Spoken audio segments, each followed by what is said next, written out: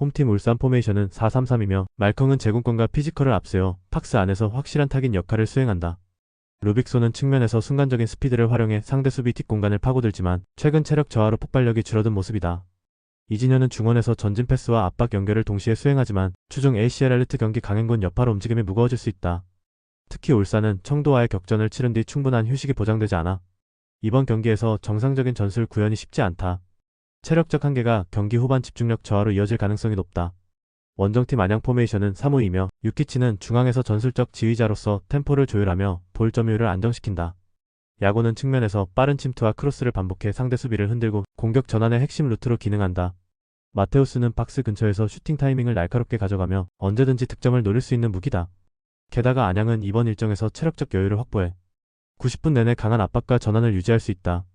못다의 출전 여부가 불투명하지만 외국인 자원들이 주도하는 공격 루트만으로도 충분히 위협적이다. 울산은 강행군 일정이 발목을 잡고 있어 후반으로 갈수록 집중력 저하가 불가피하다. 반면 안양은 체력적 여유와 외국인 자원들의 활약으로 경기 전체를 주도할 준비가 되어 있다. 이번 맞대결은 안양이 울산을 상대로 결과를 가져올 수 있는 절호의 기회다. 홈팀 수원FC 4-3-3 전술을 활용 중이고 안현범이 터치라인을 따라 폭발적인 스피드로 치고 들어가며 하프스페이스 안쪽을 적극 공략한다. 이 과정에서 상대 수비를 무너뜨리고 문전 슈팅 찬스를 만들어내는 것이 주된 공격 패턴이다. 사박은 전방에서 제공권과 연계 플레이를 시도하며 루앙과의 호흡을 통해 전개에 힘을 더한다. 하지만 윌리안의 결장으로 인해 전술적 옵션이 제한되어 공격의 창의성이 떨어질 수 있다. 결국 수원FC는 안현범의 돌파에 의존하는 단조로운 공격 루트가 반복될 가능성이 크다. 원정팀 강원 4-4-2 전략을 활용 중이며 김대원과 가브리엘이 페널티 박스 주변에서 빠른 템포의 2대1 원투 패스를 통해 뒷공간을 공략한다. 이 패턴은 순간적으로 날카롭지만 지나치게 단일 루트에 치중하고 있어 상대가 대비하기 쉽다. 서민우는 중원에서 템포 조절과 수비 지원을 병행하며 전환 속도를 높이지만 공격 전개에서 다변화된 루트를 제시하기에는 한계가 있다. 그래서 강원 역시 전술의 단조로움 속에서 공격의 날카로움이 일정하지 못하다. 후반 교체 자원 또한 드라마틱한 변화를 이끌어내기엔 힘이 부족하다. 수원FC와 강원 모두 단조로운 전술적 루트에 갇혀 있어 차이를 만들기 어렵다. 그래서 경기 내내 루즈한 흐름이 반복될 공산이 크며 결국 무승부로 끝날 가능성이 높다. 이번 경기는 양 팀의 전술적 한계가 고스란히 드러나는 승부다. 홈팀 안산 포메이션은 3-4-1이며 조지훈을 중심으로 후방에서부터 안정적으로 라인을 끌어올리며 빌드업을 전개한다. 라볼피아나 전술을 활용해 점유율을 서서히 가져가며 상대 압박을 흡수한 뒤 전방으로 전개하는 과정에서 안정감을 드러낸다.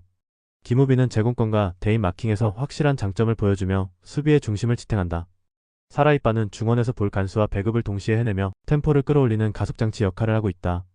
라파는 순간적인 침투와 마무리 능력으로 박스 안 위협을 만들고 전방 압박 전환에도 적극적으로 대응하며 팀의 공격 완성도를 높인다. 그래서 안산은 전체적인 경기 흐름을 자신들의 페이스로 가져올 가능성이 높고 다양한 공격 루트를 통해 득점을 노릴 수 있다. 원정팀 충북청주 포메이션은 3-4-3이며 페드로가 전방에서 제공권 싸움을 책임지지만 지원이 늦으면 고립되는 장면이 잦다. 지연학은 측면에서 드리블 돌파와 크로스를 시도하지만 마무리 단계에서 정확성이 부족해 위협도가 떨어진다. 이지승은 빌드업 과정에서 볼 연결 능력이 있지만 빠른 템포 전환에서는 한계를 보인다. 그래서 충북청주는 세트피스나 순간 역습에서 위협을 노리지만 오픈플레이에서는 전개가 끊기며 득점 루트가 단조로워진다. 무엇보다 여름철 더위 속에서 전방 압박을 유지하지 못하면 후방 공간이 벌어지고 수비 집중력 저하로 치명적인 순간을 맞을 수 있다. 전술적 다양성 부재와 체력적 부담이 누적되는 흐름은 이번 원정에서 큰 약점으로 작용할 수밖에 없다. 안산은 라볼피아나 빌드업을 기반으로 점유율과 득점 루트를 모두 갖춘 상태다. 충북청주는 전개 속도의 한계와 체력 부담으로 인해 경기 흐름을 유지하기 어렵다. 이번 맞대결은 안산이 전술적 응집력과 흐름을 앞세워 승리를 잡아낼 가능성이 크다. 홈팀 천안 포메이션은 3-4-3이며 퉁가라가 전방에서 타깃 역할을 수행하며 제공권 싸움에 힘을 보태고 있다. 이지우는 중원에서 전방으로 빠른 패스를 연결하려 하지만 압박에 노출되면 실수가 잦다. 김성주는 박스 근처에서 득점 감각을 살리려 하지만 공격 템포가 늦어질 경우 고립되는 장면이 반복된다. 그래서 천안은 점유율을 끌어올리는 과정에서 주도권을 잡으려 하지만 뒷공간 관리가 허술해지는 약점이 동시에 드러나고 있다. 특히 3백 전형은 측면 수비폭이 좁아 상대의 직선 돌파에 취약할 수밖에 없다. 원정팀 화성 포메이션은 4-4-2며 김병호는 저돌적인 드리블 돌파로 상대 수비 라인을 찢어내는 능력이 돋보인다.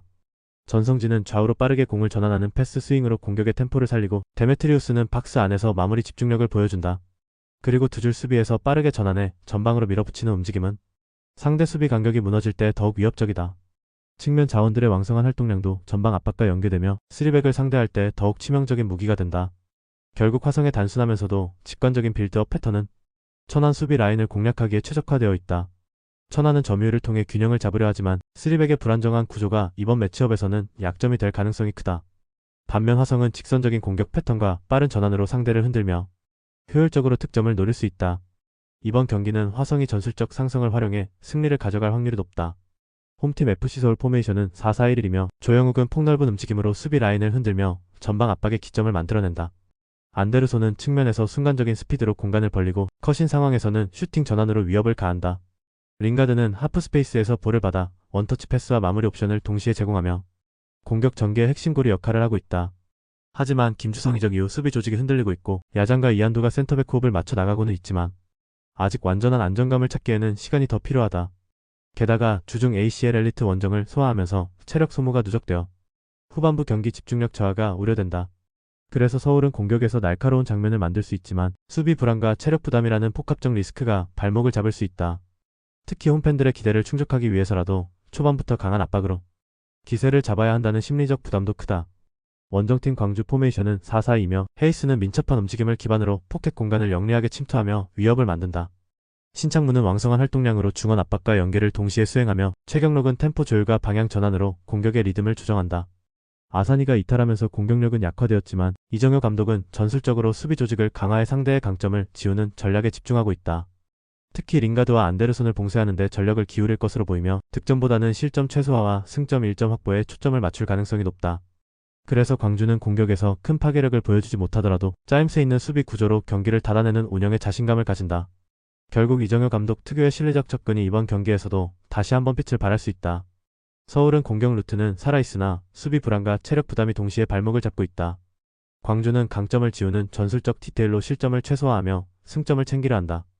결국 이 경기는 닫힌 흐름으로 전개되며 무승부 가능성이 가장 현실적인 결론으로 귀결될 수 있다. 홈팀 포항 포메이션은 4-4-2며 중앙에서 기성용과 오베르단이 호흡을 맞추며 전술의 중심축을 지탱하고 있다. 이호재는 전방에서 제공권과 버티기를 통해 후방 빌드업을 끌어올리고 있으며 조르지는 순간적인 뒷공간 침투로 상대 수비를 흔든다. 오베르단은 중원에서 템포 조율과 전진 패스로 공격 전개를 빠르게 전환시키는 역할을 맡고 있다. 그래서 포항은 점유율을 바탕으로 상대를 밀어붙이면서 순간적으로 뒷공간을 파고드는 공격 패턴을 안정적으로 가져간다. 특히 양쪽 측면 자원들의 적극적인 오버래핑이 조르지와 홍윤상의 움직임과 맞물리며 특정 기회를 지속적으로 생산하고 있다. 원정팀 제주 포메이션은 4-4-2며 티아고가 최전방에서 제공권과 연계 플레이를 담당하고 있다. 남태희는 이선에서 드리블과 패스 전환으로 공격 템포를 끌어올리려 하지만 전방과의 호흡이 원활하지 못하다. 이창민은 중원에서 전개를 시도하나 전반적으로 템포가 끊기며 경기 지배력이 떨어지고 있다. 게다가 주전 윙포워드 유인수가 퇴장 징계로 결장하면서 공격의 날카로움이 크게 감소했다. 팀 분위기 자체도 하락세에 빠져있어 전방 압박 강도와 수비 집중력이 동시에 무너지는 장면이 자주 발생하고 있다. 포항은 중원에서 안정감을 찾았고 뒷공간 침투 패턴까지 살아나며 공격 효율성이 뚜렷하다. 제주는 전력 공백과 팀 분위기 악화로 반전 동력을 만들기 어려운 상황이다. 이번 경기는 포항이 확실한 전술적 우위를 앞세워 승리를 가져갈 가능성이 높다.